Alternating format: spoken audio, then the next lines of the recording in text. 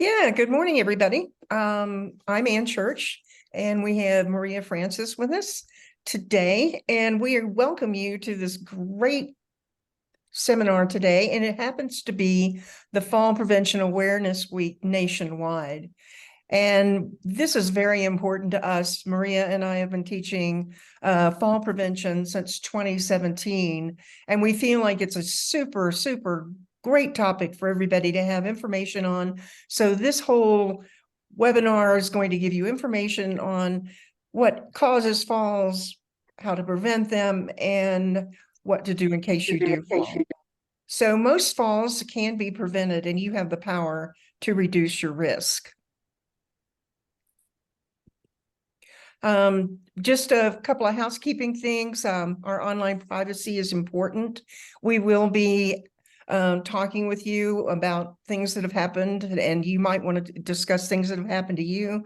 So it's confidential, and we'd like to, keep it that way. But we have these programs every quarter. We would love to see you in all of them and invite your friends as well. We will record this meeting, so it will be up online this afternoon. If you go to our website, it'll be on the homepage where you can click on it.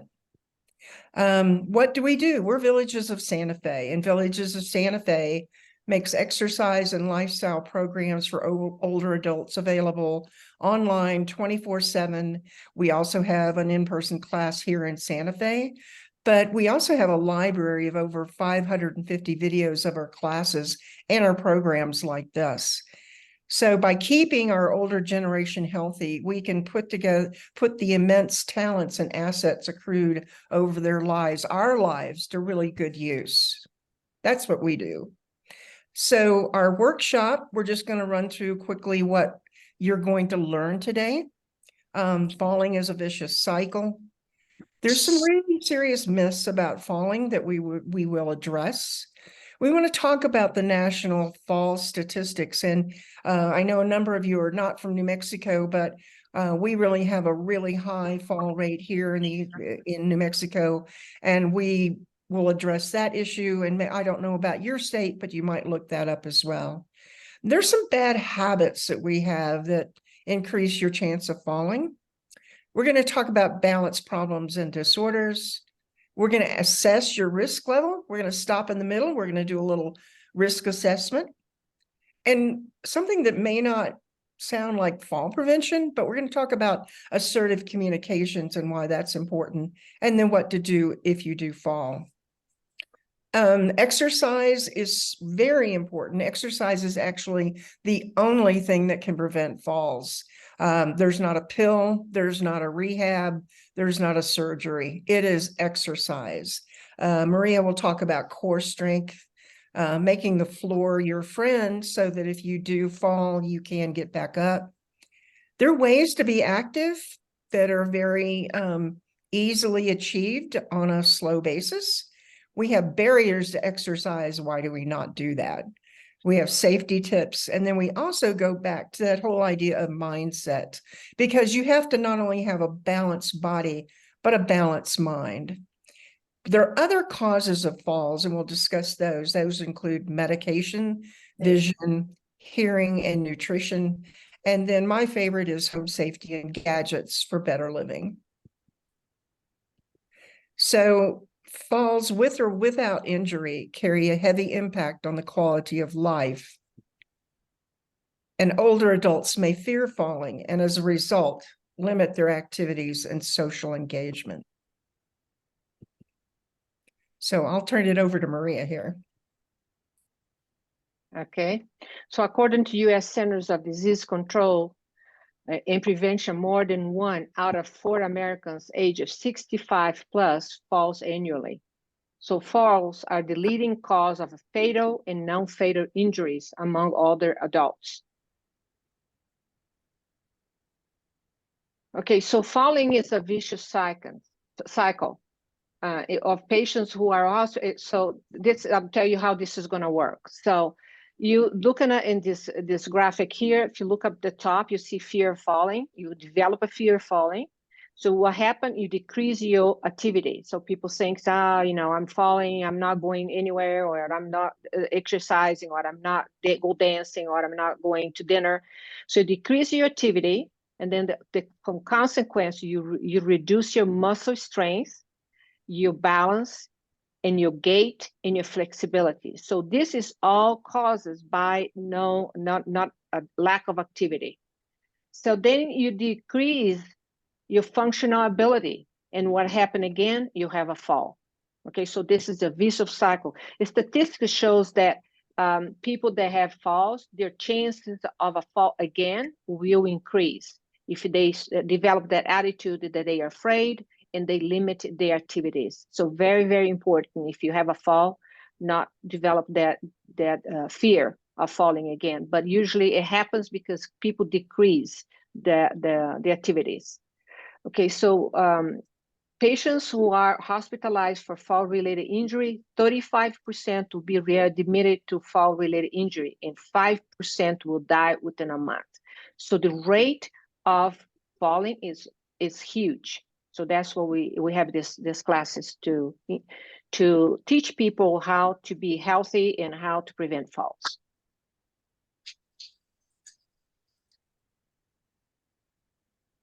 So there's some myths about falling that we have explored over the years. And one of them is, it doesn't happen to me. It'll happen to other people, but I'm not going to fall. And that's a myth. But the other myth is falling is something normal that happens as you get older. And although 1 in 4 people over the age of 65 do fall, and the rate of falls is very, very concerning because of the risk of injury, you can do a lot to mitigate falls. Okay, the third one is, if I limit my activity, I won't fall. So the reality is, some people believe the best way to prevent falls is to stay home, like I said before, in limited activity. But it's not true. Performing physical activities will actually help you to stay independent, as your strength and range of motion benefit from remaining active. Social activities are also good for your overall health. And the fourth one is, as long as I stay at home, I can avoid falls. In reality, over half of the falls take place at home. Inspect your home for fall risks, pick simple but serious hazards, such as clutter, thrown rugs, poor lighting. Make simple home modifications, such as adding grab bars in the bathrooms, second rails on the stairs, and on slip paint and outdoor steps. So we'll talk about this again, the things that safety at home, what can we do?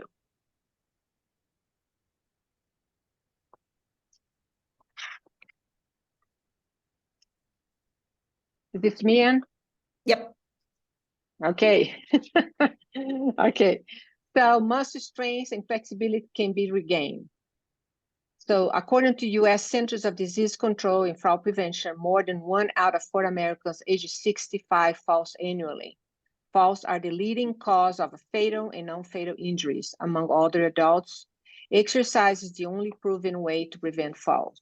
So in reality, we may lose weight, muscle as we age, but exercise can partially restore strength and flexibility. We're going to talk about this later again, how you improve the power on your muscles. It's never too late to start an exercise program, if you have been a couch potato all your life. And becoming active now will benefit you in many ways, including protection from falls. Okay. Medication and vision. This is an interesting one. Taking medication doesn't increase my risk of falling.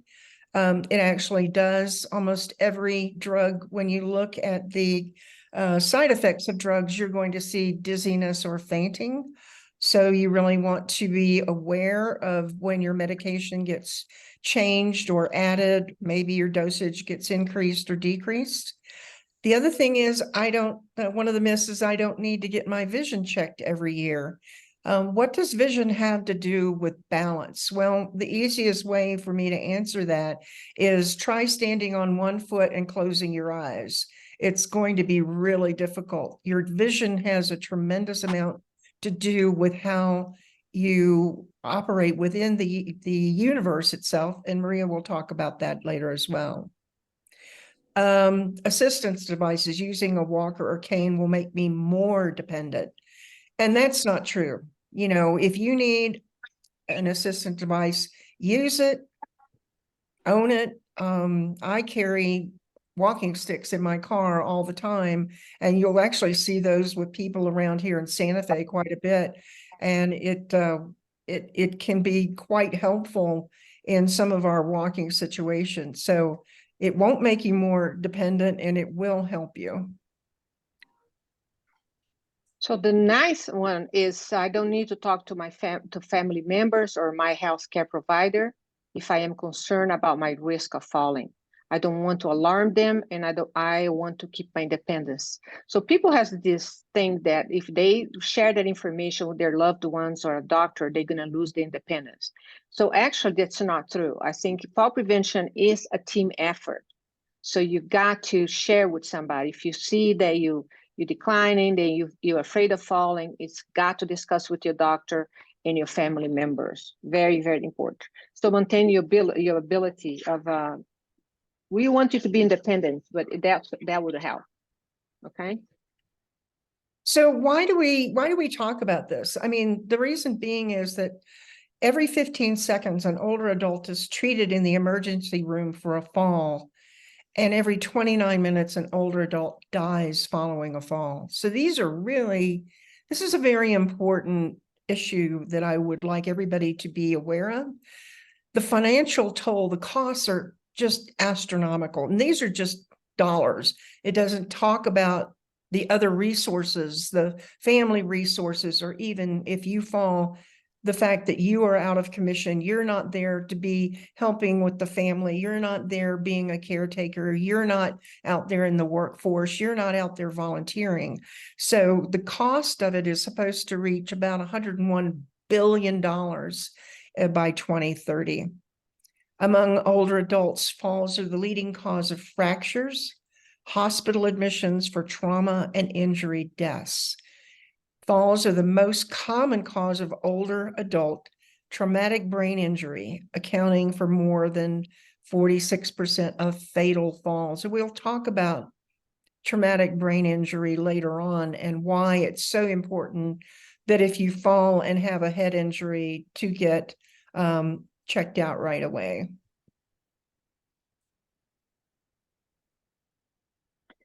Okay, so this is New Mexico. Okay, this was a community health needs assessment done by Christ St. Vincent, a hospital here. So, and as you see here, the indicator number one in this health assessment they did is a fall-related unintended injury death. And the second indicator was influenza immunizations, and the third is suicide deaths among seniors. So this is just some of the assessments that was done in 2021. We don't have the latest one, but this is what we have. Very important, number one. So, so falls commonly result in hospital admission and loss of independence for older adults. Falling is one of the highest risk incidents for adults over 65. Because of a fall can result in serious health consequences. This is, again, part of this community health needs assessment done by Christ St. Vincent. So this 2020 report, this New Mexico again, the unintentional fall-related injury death rate among 65 older and older in 2018. We have 2018 here. We don't have a more. They don't do this often, but this is 18. 93.9 per 100,000 people in New Mexico, as compared with 62.0 per 100,000 people in the United States. So this is why New Mexico has the highest rate of 51.4 higher than the US rate. So that's why we did a lot of this work. We still keep doing a lot of this work on fall prevention. We want to get that rate down. Okay, so now we're going to talk about habits that increases your chance of falling. That's why I want now for you to get a pen and piece of paper to write this down as I go along. So as we go along with our daily lives, we develop risk behaviors that increase our chance of falls. Follow these simple steps to identify and correct the problem. Identify personal behaviors, patterns that place you at risk of falls. Select behaviors that place you at risk of fall. Implement simple solutions to avoid potential dangerous situations. Discuss what puts you at risk of falling. Okay, so now I'm going to read here some stuff that we identify that people do. So I want you to see what's true for you, what you do the most of this. So you always do this, sometimes you do this, or never do this. So kind of write it down or jot it down what comes up for you. So the next one is, we call this fault habits. The first one is, I wipe up any spills quickly. So we drop things on the floor. Do we clean up pretty quickly, or we just forget about it? Okay, that's one. Avoid walking around in flop sleepers or flip-flops. Do you walk around the house with flip-flops? That's a no-no. So just kind of think if that's something for you. When carrying things, I leave one arm free and hold on to the rails or stable furniture for support, even though this may be twice the number of trips. So people have a tendency to go upstairs and get a bunch of stuff in their hands, both hands, without having one hand that's free for anything that they needed to grab if it's for some reason they stumble. So are you the one that's doing that? So that's when I want for you to write it down. I pick up anything I have dropped on the floor. It's like the same thing with spills. I take my time getting to the phone when I hear the phone. Sometimes we don't have our cell with us. Some people rush to go after that phone. So make sure that you take your time. I take my time going to the door when I hear the doorbell or a knock. So do we always do that? Sometimes, never. So that's another one. I use my cane, walker, or other piece of adaptive equipment as prescribed by my doctor or therapist. Do I always do that? Sometimes, never. I use grab bar when I get in and out of the tub or shower. That's grab bar is a big one, guys. We're going to talk about this again. Very, very important. The second one, I take time out to exercise. Do I exercise, or I am a couch potato? I have a friend or a relative or neighbor who checks on me daily, in person or by phone. So we always tell people, have that person that you can check on you. Always, sometimes, never. So that's another one to think about it. I take my time when moving from one sitting to a standing position. Very important one. I always do that. Sometimes, never. I take my time getting out of bed. That's a big one. People have falls getting out of bed. So take your time. We'll talk about it again. Sit down before you get up. Sit on a bed. Let your blood rush to the head to make sure that you can stand up. I pay close attention to whatever I'm doing. This is a very important one. Sometimes we're going to run around. We don't not paying attention to what we're doing, and we triple, we fall. So that's one to think about it. I take it easy on those days when I don't feel like myself. Okay, that's a big one too. Take a nap, rest. Just don't try to do things you don't feel well. I use an elevator instead of the stairs if an elevator is available. Okay, sometimes we got to do that. So I avoid walking on wet or slippery surface and take other paths if it's necessary. It's really important when we have snow season. If you snow in a place that snows, very important, wet floor. I turn on light when I enter a dark room. That's a big one. People always fall when they enter, or in a bedroom, they get up in the middle of the night, they start walking, going to the bathroom, no lights on, then they have a fall. When I leave a doctor's office, I understand the instructions clearly. Very important for medication.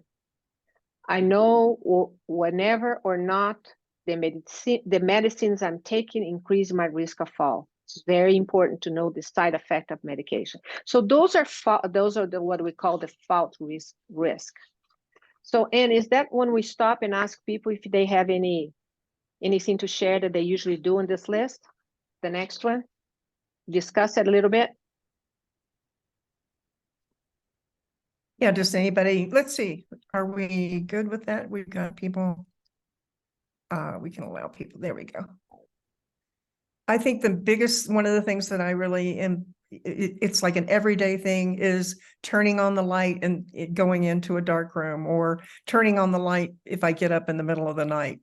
That is always, and we'll talk about that, because I also emphasize the fact that you can use these motion detector lights, and we'll talk about that later. So you really don't have to be turning on a light and frightening yourself. Mm-hmm. Do you want to see if somebody want to talk? They put their hands up, or we can unmute them.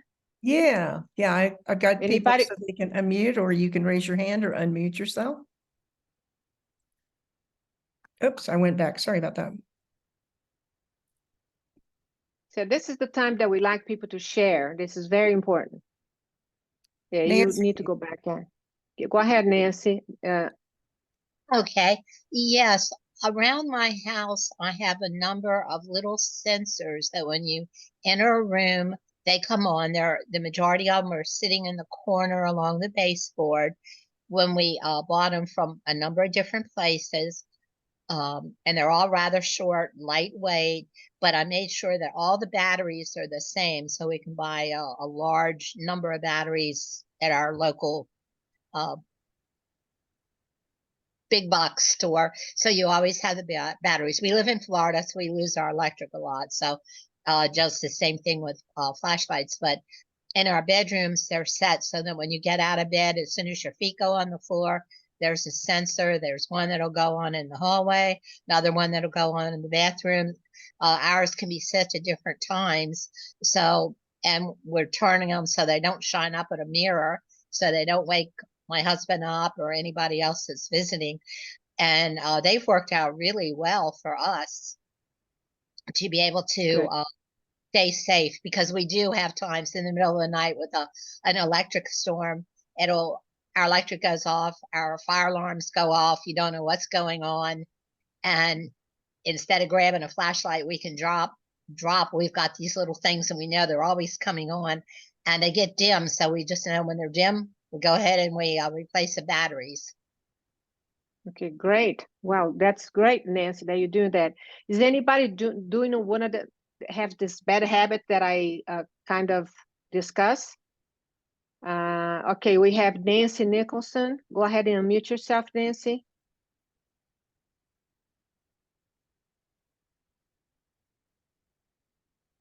All right. No? Stephanie, did you unmute yeah. yourself? You can unmute yourself, Stephanie. Nancy disappeared here. I don't know Okay. what. I have trouble cleaning up quickly, and I get busy with just different projects or whatnot, or come in from the store.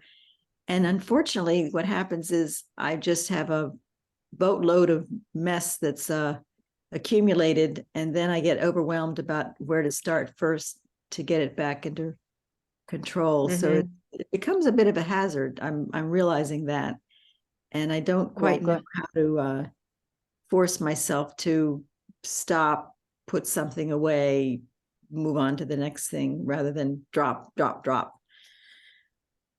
Any suggestions about that? I look at it and I go, well, I'm just going to start here.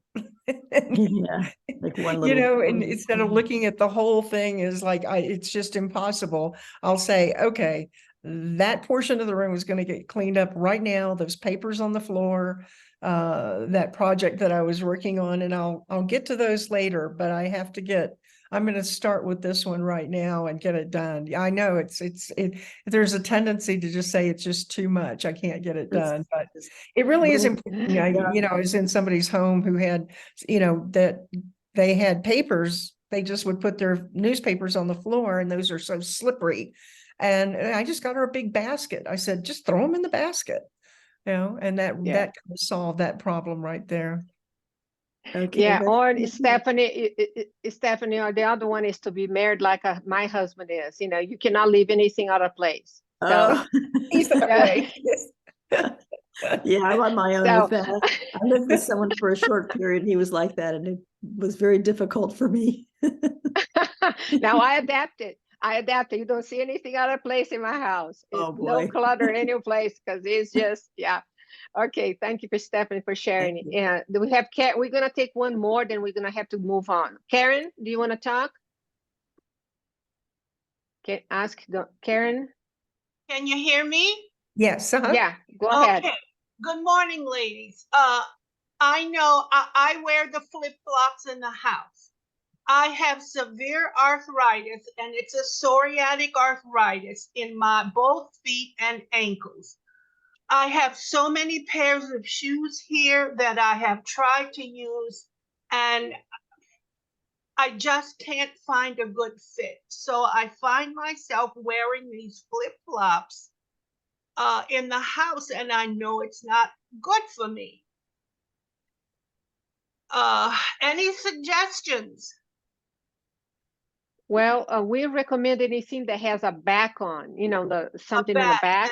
right. Yeah. Maybe those sandals, you know, they have some what we call recovered sandals that has the back end is very soft. And Karen, I have one of those that is very it's very soft on the bottom. It's because it's cushioned.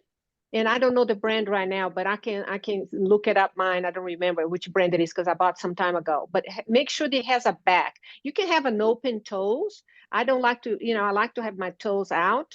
So Yeah. I have the back end. Yeah. So have something in the back so you don't, because it doesn't come off of your feet. The danger is for you to trip on and come off of your feet. So that's the reason we flip flops are very dangerous. But if I can think of the name, I'll share with you what the one that I have works perfectly. It's very soft and very easy on the bottom of your feet. Okay. Okay.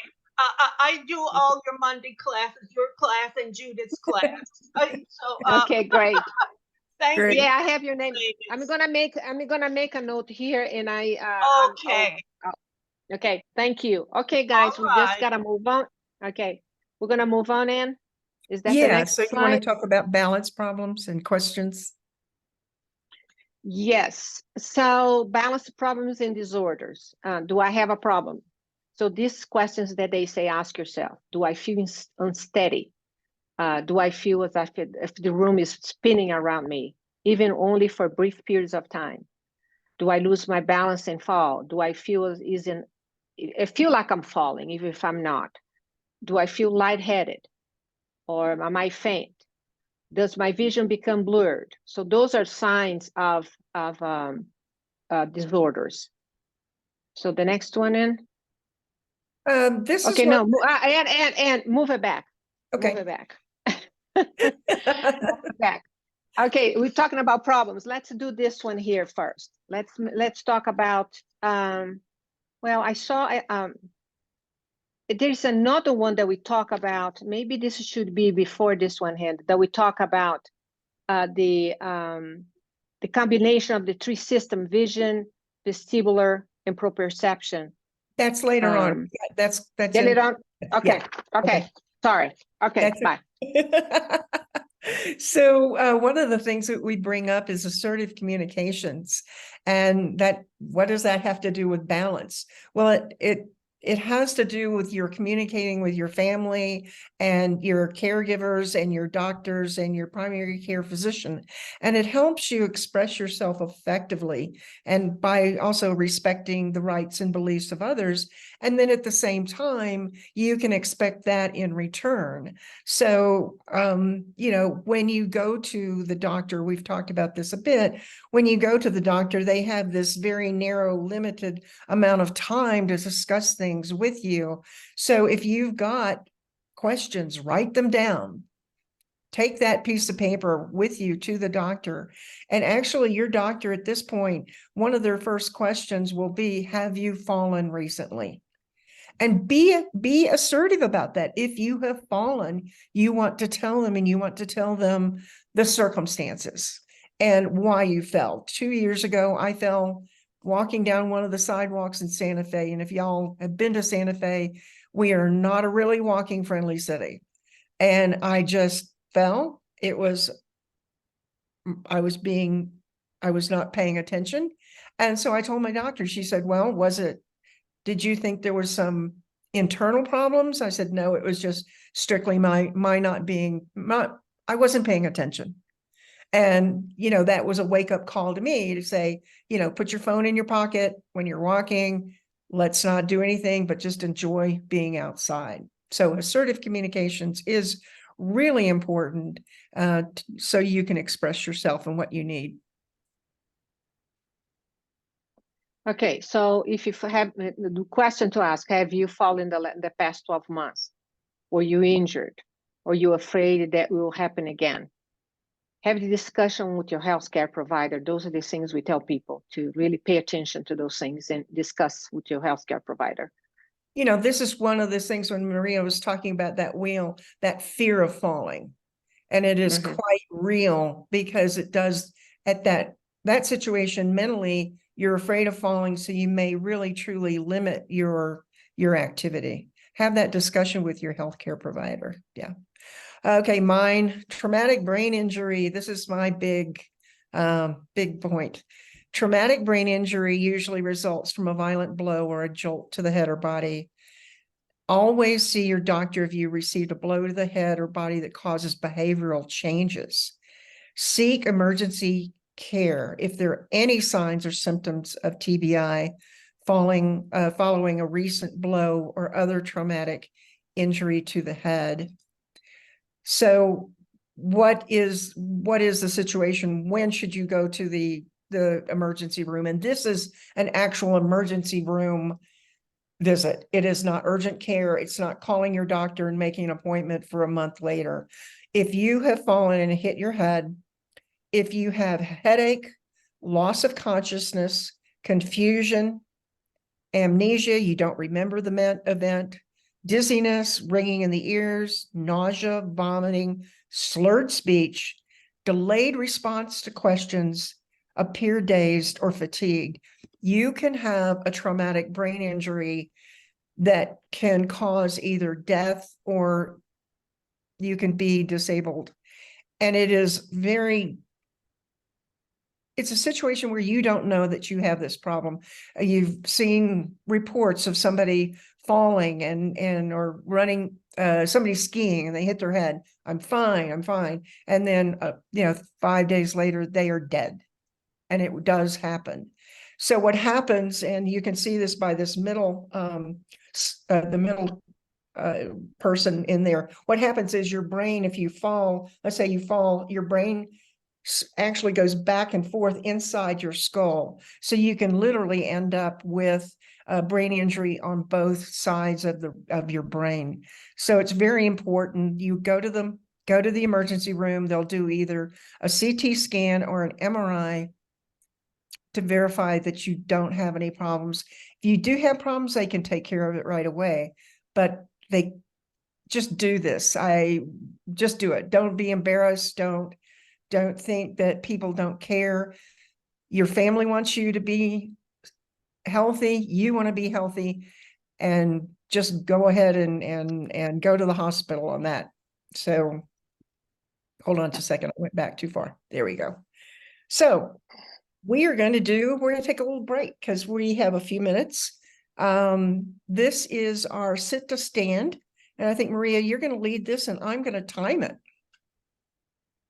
You can time it, okay? Yeah. So you needed to stop sharing so people can see me in. Okay, I'll stop sharing just a second. Here we go.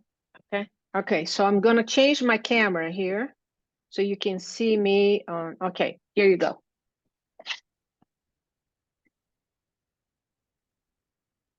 Okay, so everybody can see me here. Good. Right there. Okay, so here's the instruction. We have this test is done to see how your chances of fall if you follow under this number that I'm gonna ask you to count. Okay, so this is called the sit to stand test. So make sure your chair has no wheels on it. You have a chair like this, because I don't want you to get out of going away with the wheels on your chair. You're sitting, you can sit the back of the chair, and the whole thing is you're gonna cross your arm, you're gonna stand, and you're gonna count 1. Then you sit again, and you count 2. If you've been to my classes, we've done this many times, okay? And count. This is your number. Then I'm gonna give you by age range, men and women, what that should be. So the whole idea is when you exercise is go up on that number, okay? So don't be alarmed if your number is low by your age group, but the whole idea is for you to increase that number of time you step. So this builds strength in your legs up and down. So that's important to keep track. So I'm not gonna count or doing because we don't want you to get confused with my counting. I'm just gonna stand and sit. So you just go ahead and do your pace. If you need a little help, just do a little help. Okay, so if you don't wanna cross your arms, you wanna do here because you cannot stand too much. So just do that, okay? So in 30 seconds. Okay, I'm going to start 5, 4. It's for 30 seconds. Okay, I just wanted to tell 30 you. seconds. 30 30 seconds. seconds. Okay. And again, this is in your in the book that downloads. So if you want to do this later, that's perfectly fine. But this is a great way to give kind of a starting point on your risk assessment. So 3, 2, 1, start.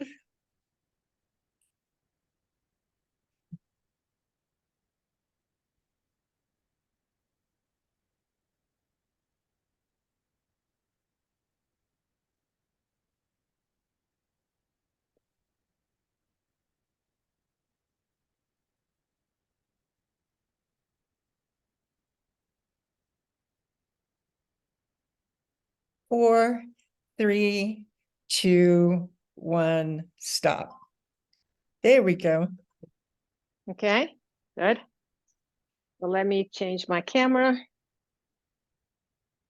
Okay, FaceTime here. So Ann, do you want to put that screen back so you can see yeah, right there? Yeah. So if you look on the right-hand side below here, you're going to see the age, okay? So 6 to 64, men 14, women 12. So the whole idea is not to get below that number, okay? Our tendencies go up. 65 to 69, 12, women 11, 70 to 74, men 12, women 10, 75 to 79, men 11, women 10, 80 to 84, men 10, women 9, 85 to 89 years old, 8 for men, 8 for women. I don't know why it changes. 90 to 94, 7 for men, 4 for women. So men in here should have more endurance. So we're going to talk about that, the strength and the muscles and power and all that kind of stuff. So this is just an idea called this. This is done by the what is it called? By the CDC. Yeah. Yeah. The CDC. Yeah. So this is very good for you to gauge where you are. And then from time to time, you can do on your own and see if you have increased your number of standing. Okay. So this is good. Good stuff. Moving on. Everybody had a little water. Yeah. So this is where we really put our effort into exercise because it is a life-saving habit.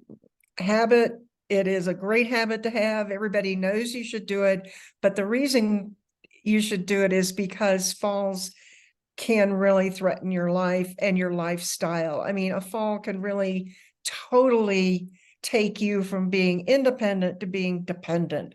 So if you can not only prevent the fall, or even if you fall, reduce the injury or the risk of injury, the only way you can do this is with exercise. So the importance of exercise. We're going to understand how exercise helps you prevent falls. We're going to talk about the barriers, why we don't exercise. We're going to identify which exercises are the best suited for fall prevention, and we'll talk about creating a daily exercise routine. And if y'all know us, we have how many classes? We have 8 classes online every week, ranging from gentle yoga to Maria's balance and beyond classes. And we'd love to have you attending all of those classes.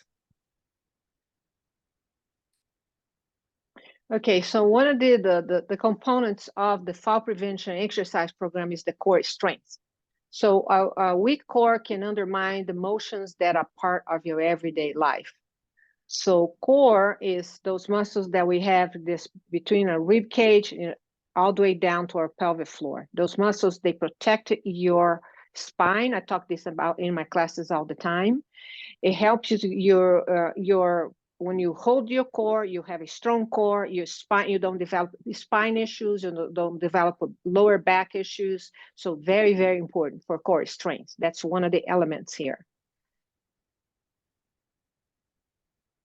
So endurance is another one. So endurance, you try to build up to 30 minutes of activity that makes your breath hard on most days of the week, like walking, dancing, biking. So when you walk a little faster. You can walk with a little weights in your hands and kind of make that a fun time with somebody that you love to walk with. Or you can go dancing with your favorite partner. If you like to bike, you go bike. So this is building endurance, your lung capacity, your cardiovascular situation here. That's part of the being active, ways to be active is the endurance. Strength. Exercise build muscles. Even though as we age, we lose muscle, can be regained by exercising.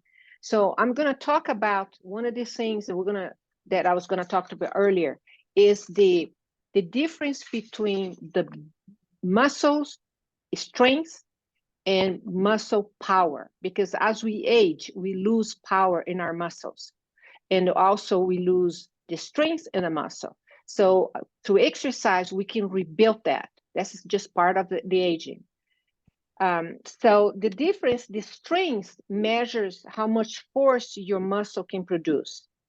Power, sometimes referred to an explosive strength, can be described as an amount of work performed in a given period of time. So what's differ them two is that power accounts for the amount of time it takes to overcome resistance. So, and I'll tell you about how can you increase your muscle power, okay? So lifting weights is one thing. Work with resistant bands. I use bands in my classes all the time. Work resistance bands is good. Do gardening, do digging, shoveling. If you still do gardening, that's a good one. Climbing stairs, exercise climbing stairs. Hill walking. So you like to dance, that like I said before, I do push-ups, but no, my knees now, I don't do full strength anymore. So those are the things you can do to really emphasize building more of that power in the muscle that you've lost with age. Okay, those are strength. The next one, Hannah. So balance is the next one. Simple exercise can improve balance. Join a balance class for fun. Also, you can do like sometimes I tell people, if you're in the kitchen or doing something in the kitchen or by a counter to start with, just put one leg up. Keep that leg up for 5 minutes. 5 minutes, though, 5 seconds. So when you are brushing your teeth, keep that leg up or switch legs. So those are the things that, and I'll I'll show you sometimes is the tandem walk, one foot in front of each other, be by a wall. So those are the things that helps with your balance. Okay, start reprogram your brain to think about balance, because it's a brain. I'll talk later, but it's a brain function as well besides physical. Okay. Flexibility. So stretching can improve your flexibility. So all my classes, I do stretches at the end. So very important to do a little yoga, gentle yoga, stretch classes. So your body will feel really good when you do that. So sit down like this lady's doing, put your hands to the front, flexing your back. So many easy exercise you can you can do for flexibility. The next one in. So why don't we exercise? We know it's good for us, but why don't we? So actually, you just have to stop making excuses and get moving to improve your health. Typically you say no time, it's too boring, it's too expensive, it's too tired. But take a look at all of those and say, no time, what is my health worth? What is my long-term independence worth? Isn't it worth a little time every day? Too boring. Well, that can happen if you're not having a fun routine. I think a lot of you join Maria's class on Mondays, and they're always interesting, and they change up all the time. I think that that's one of those things, is to change your whole routine. Too expensive. Hey, come on, all you need is a pair of tennis shoes. You don't need any expensive equipment anymore. And actually, the too tired is a very interesting situation, in that the more you exercise, the more you're going to be less tired, the more energy you're going to have, the more endurance you're going to be able to have. And I think that that is really something that we want to look forward to, that if we are having issues, we deal with a lot of people who've come out of surgery, or they've had a fall, or they've had an accident. And we understand that you've got to build up to it slowly, but it's really worth the time.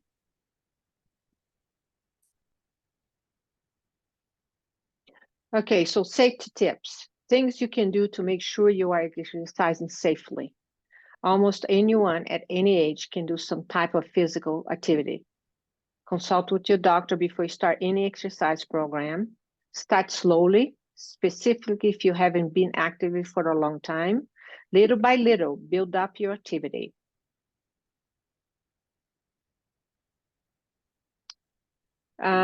So things you can do to make sure you are exercise safely. Yeah, I already talked about that. Don't hold your breath during strength exercise. So usually when I teach a class, I say, inhale, exhale. So it's getting a habit of breathing. Use safety equipment. If you're gonna go for a bike ride, make sure you have a helmet, depending on what you're doing. Drink plenty of fluids during physical activity. Dehydration can cause dizziness and leading to a fall. So I drink now an average about 120 ounces of water a day. I get up in the morning, the first thing I do is to drink a cup, like 1 big glass of water. So first thing, before I drink coffee, but before I drink anything, get that water in, the 500 ml. Always bend forward from the hips, not from the waist. Warm up with your muscles before you exercise, especially if you do strength training. We always do warm up our class. We dance to warm up, or you put your legs up and down, move the body. Try walking, arm swing, and side to side steps. Okay. Okay, so what's this mindset is very important here. A lot of people fail in exercise programs because they don't have the mindset why they're doing what they're doing. So some people call mindset an attitude, a belief, a demeanor, a disposition, frame of mind, a headset, a mental state. So how does this related to fall prevention? Is the more you keep your mind into exercise and in do things to keep you healthy, then you can prevent falls. So one of these things, do you have another one in? Another slide? Yeah, so this is the mindset tips. Mindset tip to help you to achieve success and reach your goals. Start the day with a positive affirmation. So I do journaling. I don't know if you do journaling, but if you don't do journaling, just think about something positive for that day. Think about something that is going to make you happy and do an affirmation. Set small goals for yourself throughout the day. Be okay on change of schedule. Some people set their goals, and then if something doesn't happen, they can do it. They just beat themselves up. So no beating here. So just okay with the changes in your schedule. Don't take time each day to focus on the good things you accomplish in that day. That's what I talk about journaling. I just write it down. What are the things I'm grateful for? Things that are good for me for that day. Things that I'm grateful for. and adopt a habit of writing down things that you are grateful for. So it's a grateful journal that I usually do. So also keeps, one of the things I tell people when I start training people is, why do you want to do this? If you don't have something in mind that why you want to do this, then you're going to give up. So think about your health. People tell me why. So when they want to quit, I remind them why they start the program at begin with. So this is very important, to have a goal, to have why you're doing this. I'm doing for my health. I'm doing this to prevent my falls. I want to be strong for my grandchildren. I want to be able to travel. I want to be able to go to hikes. Whatever your goal is, just keep that in mind. It's very important to have that mindset why you're doing why you're exercising. Okay, Ann? I'm getting there. Oops, Okay. sorry about that. There we go. Medications and falls. We were talking about this earlier. So no risk factor for falls is as potentially preventable or reversible as medication use. 81% of older adults use at least one prescription drug. 49% of older adults use at least one supplement.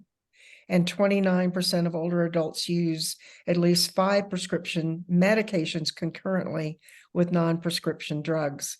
Why does this matter? As I discussed earlier, if who takes statins? Yeah, I mean, probably about 80% of the population. Well, complications and side effects from statins, if it's not number 1, it's at least number 3, is dizziness or fainting. So you also need to take a look at how your drugs interact, especially once you start taking more than one prescription drug, 2 prescriptions, sometimes up to, so I've seen people with whole pages of drugs, and all of those have interactions. So you want to actually read the fine print, or at least go online and look at the side effects of your drugs. So if let's say you go to your doctor, and you always take your list of your prescriptions to your doctor, and also any supplements you're taking. If you're taking, turmeric or Q10 or anything along those lines, let them know what you're taking, because all of these can interact with each other. And it's if your doctor, let's say, increases your statin, you may end up having some dizziness. Just be aware of that.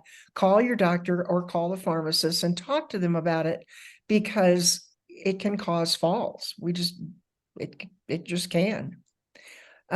Get regular vision and hearing exams. Seniors who have visual trouble or deficit are 1.5 to 2 times more likely to fall than those who do not. Visual impairment adversely affects perception of environmental elements that can cause a fall. It also interferes with your perception and use of static and dynamic visual information, and it compromises your balance and posture and increases your risk of falls. That's just visual. And people with a 25 decibel hearing loss, classified as mild, were nearly 3 times more likely to have a history of falling. Every 10 decibel of hearing loss increases chances of falling by 1.4% fold. So all of those really it's your whole environment. So you really want to be aware of your environment. And if you need glasses, get your checkup on a regular basis. And your hearing is super important. I believe now the Medicare will pay for 1 hearing test a year. I'll put that in the notes this afternoon. I just read that the other day. So it's very important, because prior to this, they weren't paying for hearing exams. Okay, talk about hydration. People say 8 glasses a day. I don't know. Some people have different opinions about this. I drink about 120 ounces. I don't know how many glasses are those. But then as we age, that sense of thirst diminishes. So even when your body needs to be replenished with water, you might not realize it. So don't wait to get thirsty before you drink water. Just have a habit to drinking, okay? Persistent dehydration that causes difficulty walking, confusion, rapid heart rate, or other more severe symptoms can land seniors in hospital. So mix it up. Make it a hydration all day event. So what I do, like roughly I do maybe at liters. I go by liters because I'm Brazilian, so I think in liters. So I drink about 3 liters a day. In the morning, I take 1. Get up, have a half of a liter right in the morning, right before I do anything, before I even take my medication. And then mid-morning, I take the other half. And then mid-afternoon, early afternoon, I take the other one. Then I stop drinking by 5, because then otherwise I go to pee all night long. So anyway, just mix it up, make teas that you like to drink. Don't have to be all water, can be tea, like no caffeine teas. No, I don't drink any soft drinks or any carbonated drinks. So stay simple. It's something that you enjoy doing, and just don't have just to be water. Can be other teas. Okay, so hydration. I think one of the things on hydration, I had a pretty running battle with my brother about him drinking all these sodas, and he was saying that it was fine, and I pointed out the sodium content on these drinks, and I was like, just drink water. And the sugar and the sugar and the sugar, right?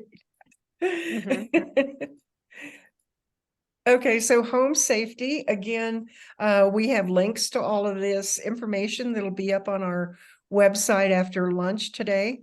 Home safety, clear the clutter, just pick it up, light it up. I believe we were talking about the motion detector lights, and we'll go into more of those as well, but that's really a key thing, because lighting it up can keep you from falling over your dog or the clutter that you haven't picked up. Hold the rails, getting in and out of the tub, going up and down stairs. If they're rails, I like to hold on to them. Cut the skids. If you've got loose rugs, put some pads down underneath them. Or if you've got some beautiful rugs that you love, but you just realize they shouldn't be on the floor, go make them a wall hanging. They're great. Toss the throw rugs. And move it where you use it. We've talked about this in our classes before, so that in the kitchen or in the bathroom, if there's something that you're using on a regular basis, put it within reach distance so you don't have to get up on a chair or a stool or whatever to get to it. It's just very important. And again, this checklist is from AARP. I think there are probably dozens of them out there, but we'll have this for download on our site. Oh, let me go back. So Maria, yeah. You didn't show this slide that I was going to talk about the 3 systems: vision, proprioception, vestibular, how they work together. I didn't see that video. I got that in there somewhere. Yeah. Okay. Let me talk about real quick, because I think it's important. Okay. So balance is a combination of 3 systems: vision, proprioception, and vestibular. Okay. So that's what contributes to fall. So changes in the center of gravity that your body is unable to recover from. So deficit in vision, cataracts, people with cataracts, muscular degeneration, stroke, poor lighting, blurred vision, changes in lighting. So that's the vision part. That's one system. The other system is called proprioception. Is the ability of your brain to communicate with your muscles, because what makes you to move is not your bones, it's your brain communicating with your muscles. So people with neuropathy, lumbar spine injuries result in altered sensation on lower legs, surgeries on ankles, surgeries on knees. So those are the things related to proprioception. Any surgeries that you have in those areas is going to affect your balance. Then vestibular function, people with hearing, vertigo, strokes, people had a stroke, sometimes vestibular hypofunction. Those are the things are affected. So those are the systems that work together. So one of those systems are not working. So then what you start compromise your balance. This is why it's very important to pay attention to those things. So then we talk about the decreasing in muscle power and how to increase that muscle power. That's another false indicator. And then we talk about medication. So that's it. That's the area that I think is very important, to think about those three components of the fall, of balance, actually. Okay, so we talked about things that we do, things that we do that we can promote falls. Now I'm going to talk about things that physical hazards at the home. So Anna mentioned some of them. Rugs, rugs that we can trip on and on the floor. They're beautiful on the wall. So just you have a beautiful rug, just put it in the wall. Cords on the floor, like cords from lamps or things around the sitting area. They have cords, you can trip on those. Clutter, we talk about that on the floor. Newspapers, magazines, or things you don't pick up, those are contributed for that. Steps that don't have any lights on, that also can contribute to falls. Garden hose, if you go in a backyard, do the water the plants, make sure that your garden, your hose are well, put it away, or if you're using, make sure you don't trip it on those. Also, dog leashes, when you walk your dog, make sure that it doesn't trip over you. I've seen many falls. I have people sharing fall situations, and a lot of them is caused by dog walking in front, or leash getting their people's legs. So make sure that you take care of that. Get up in the middle of the light with no light, and it's going to talk about what we have for gadgets for lights in a bedroom. Very important. Also, when you go outside or anywhere in the house, if you have a phone, keep your phone with you, because you always can call somebody in case if you have a fall. Some we have situations that people fall and they don't have their phones. They sit there, they lay on the floor for long periods of time, until somebody found it, or they can crawl away all the way to the door or somebody's house. So very, very important. We talk about the flip-flop, not to wear those. Another thing that I've seen a lot, if people get on steps, those step stools, no, that's a no-no. I tell people, bring things, like Ann said, bring things down. You don't have to reach. So after a certain age, we do not advise people to get on steps or get in a ladder or trying to climb a ladder to do something or clean the gutters. So those are the things are very, very hazard. Also, grab bars in a shower or in a tub. Make sure you have those. Sometimes it helps if you have a stool you can sit in the shower. Some people have those at home. Mine is built in, so it's very easy to do. Also, we talk about toilet rolls. Those holders for toilet paper. They are not grabs. So people trying to hold themselves on those and they fall off the wall. So please make sure that you have, if you need in your bathroom, next to your commode, just put those grab bars. Don't utilize your paper roll holders for that, because they're not strong enough.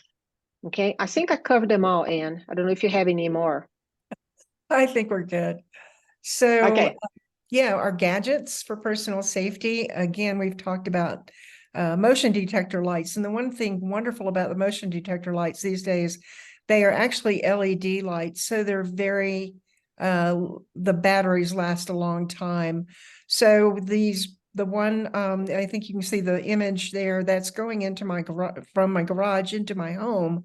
So there is a light that comes on in my garage, when the garage door goes up, but the reality is it really doesn't light things that well. So I have a little small light way down on the one step that we have. So I see the step, and then right before the door, then I have another larger light that lights up the light switch and also the garage door switch as well.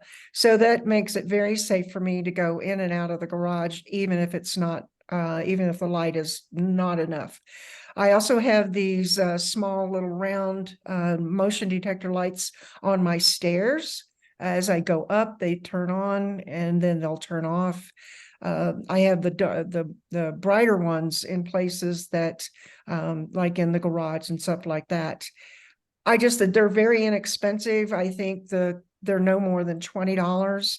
Again, it was a good suggestion from somebody to get the same ones that use the same batteries over and over. So you can always have those batteries, in stock.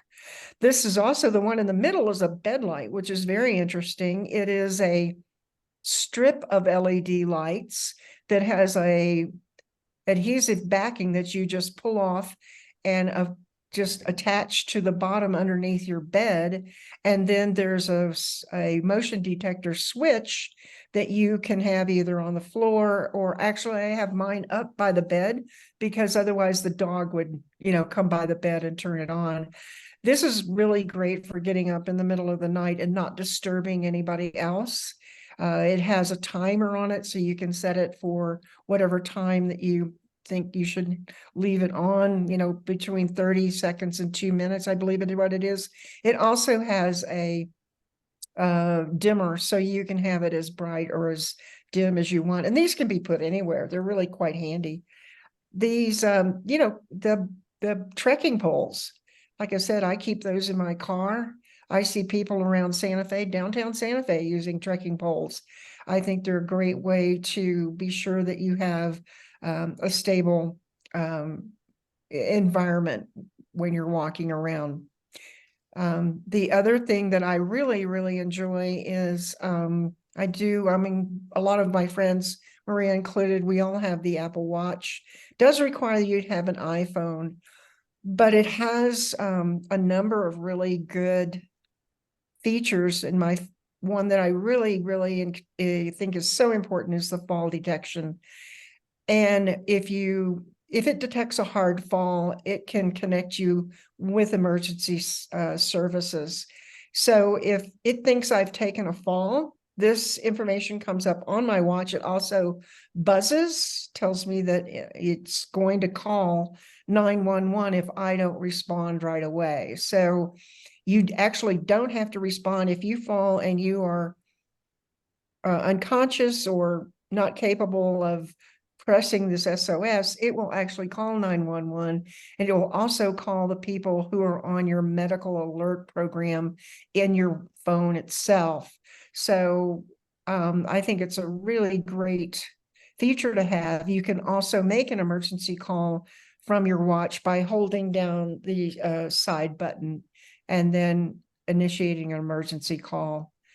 I think that those are really important things to have, especially I live alone. So what to do if you fall? The other day I was at the park with the dogs. We have a group that gets together, and a couple of the dogs were running around and just being nuts, and literally ran into one of the owners, and he went down hard. He went down really hard. And the first thing, you know what everybody does? Runs over and tries to pick him up. But that's not what you want to do. You want to stay calm. This is where your assertive communication comes in. And he was very good. He said, wait. And he went through the proper steps. He took the time to assess his situation. He checked himself for injuries because he got hit really hard by his little whippet. Check for breaks, sprains, blood. Take a few minutes to check out your body for any pain of injuries before you try to get up. Not only is that important for you, but then it's also important for the person who may be trying to help you get up, because if you have a break or a sprain and they try to get you up, they may be injured as well. But so take time, check yourself out, be assertive. If you hit your head or you lose consciousness or you're confused, have somebody call 911 and go get it checked out. This is just absolutely the point where you just say, I'm going to the hospital and I'm going to get checked out, because we just don't want you to have a TBI. So I think we are pretty close to being done, and we'll open up for questions. We do have our free online exercise classes. They're every Monday and Wednesday online, and we would love to have you join us. So let's ask everybody to unmute. and we would love to hear from you. And just stop sharing the screen so Yep, we can see stop people. it. Let's see. Also, Just- remind everybody. Okay, go ahead. Go ahead. Just, you know, in what we're doing right now, one of the things that we're finding is that so much of we really want to disrupt aging, guys. We really want to say that there is, and this is a great quote, honestly, right now, the biggest barrier we have is the wrong story about aging. If we stay with that story, all the disaster scenarios that people predict could come true. If we build a society for longer lives, and that's what we're going for now with health, there'll be a huge return on our investment, not only from our personal aspect, but from, you know, our whole society aspect. So that's the only way to do this is through exercise. So let's hear your story as well.